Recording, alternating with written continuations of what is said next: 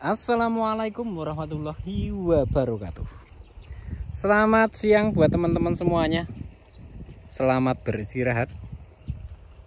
Dan tentunya tidak lupa ada salam pecel petani cerdas luar biasa. Lur, bolo, masih inget nggak sama sawah yang ini? Ini sebulan lalu saya posting di grup waktu itu. Itu rumputnya sama padinya itu banyak kan rumputnya. Jadi padinya itu hampir tidak kelihatan sama sekali. Nah, tapi kebetulan rumputnya di sini yang banyak hanya rumput tekian sama rumput jarum itu ya teman-teman ya, yang memenuhi itu. Nah, itu dikondisikan dengan apa? Kalau di sini dikondisikan dengan basagran teman-teman. Jadi cukup dikeringkan, terus dispray dengan basagran, asal aja nyepraynya ya teman-teman ya, asal rata aja.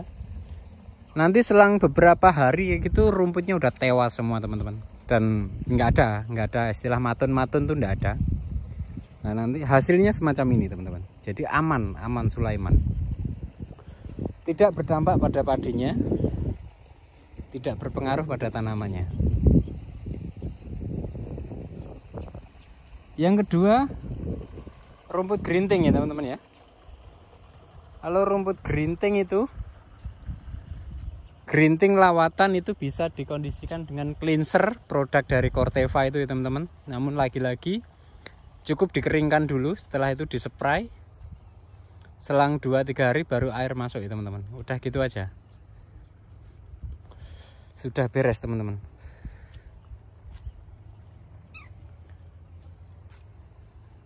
Keren. Nah, hal-hal demikian ini loh teman-teman yang wajib kita pelajari, wajib kita tahu agar cara bertani kita itu mudah, cara bertani kita itu efisien waktu, kayak gitu teman-teman. Namun sebenarnya hal ini saya nggak rekom ya teman-teman. Yang paling rekom itu jangan sampai rumput tumbuh teman-teman. Nah maka bagaimana caranya? Caranya itu cukup simpel saja teman-teman. Jadi sebelum olah lahan teman-teman, itu rumputnya dikondisikan dulu teman-teman. Dikondisikan dengan dikondisikan dengan roundup atau apalah. Pokoknya rumput itu kalian kondisikan dulu. Setelah rumput terkondisikan, olah lahan. Selepas olah lahan, musim tanam ya teman-teman ya. Nah, maka biji-biji rumput itu yang tadinya kita kondisikan itu tadi teman-teman, jangan sampai pecah ya teman-teman ya. Nah, artinya kita menggunakan herbisida pembeku biji teman-teman.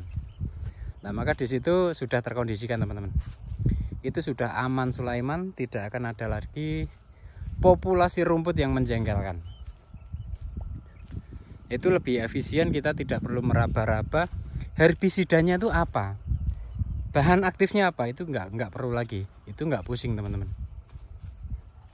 Nah itu metode yang saya rekomendasikan untuk teman-teman yang ada di Indonesia, biar nggak pusing dengan rumput teman-teman. Kalau herbisida yang beredar di Taiwan dan beredar di Indonesia yang menurut saya ampuh, yaitu tadi basagran untuk rumput jarum sama rumput teki, sama halnya dengan cleanser itu untuk gerinting ya teman-teman. Nah, gerinting itu apa? Gerinting itu kayak gini ya teman.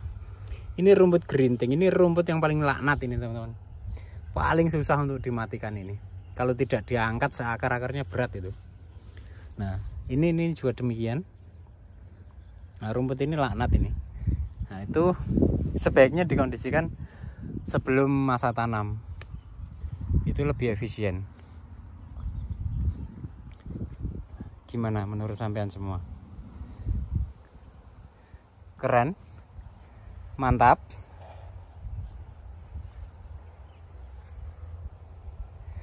Yang kedua fase pemupukan ya teman-teman ya.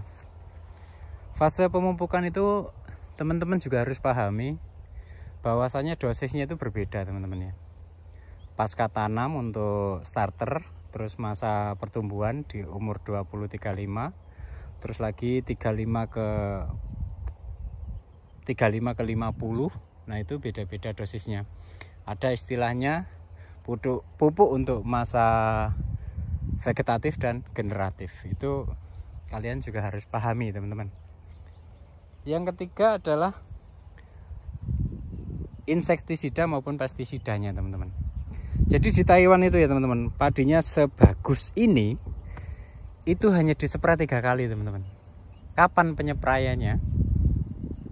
Penyepraiannya itu saat padi umur 35, 50, sama 65, 70. Udah itu aja teman-teman. Nggak ada spray-spray lagi. Cukup efisien banget. Cuman lagi-lagi ya teman, pola-pola semi kering itu sangat menguntungkan teman-teman. Jadi kalau tanam padi pola semi kering itu populasi hama itu nggak terlalu banyak pertama. Yang kedua, cara mengondisikan rumput pun lebih mudah. Keunggulan kedua adalah batang padi teman-teman. Batang padi itu walaupun padi ini udah berbuah ya teman-teman, itu dari pangkal sampai ujung itu hijau semua teman-teman. Berbeda dengan padi yang notabene selalu direndam teman-teman. Itu batang padinya cenderung lembek atau cenderung mudah roboh. Nah ini Anda bisa lihat padi sampingnya, konsepnya sama. Nah itu kenapa ada airnya? Nah kan gitu. Biasanya kalau ada airnya kayak gini teman-teman, itu selepas penyepraian teman-teman. Jadi selepas penyepraian itu air masuk ya teman-teman. Logika sederhananya, padi setelah diberi nutrisi lewat spray tadi maka diberi minum. Nah itu logika sederhana yang saya tangkap kayak gitu teman-teman. Bagaimana? Kalian berani coba dengan konsep semi kering?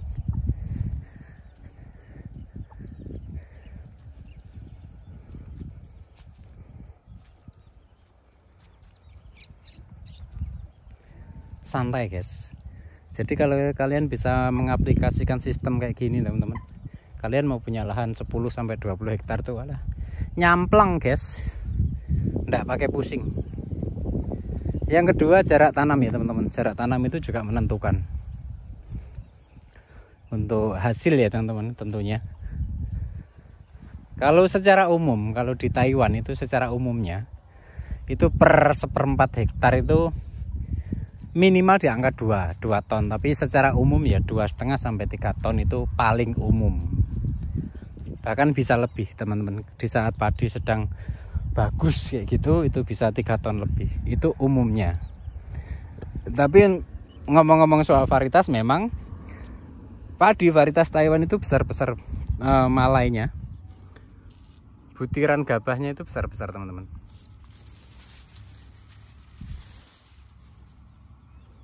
Jadi ini juga berpengaruh dengan berat.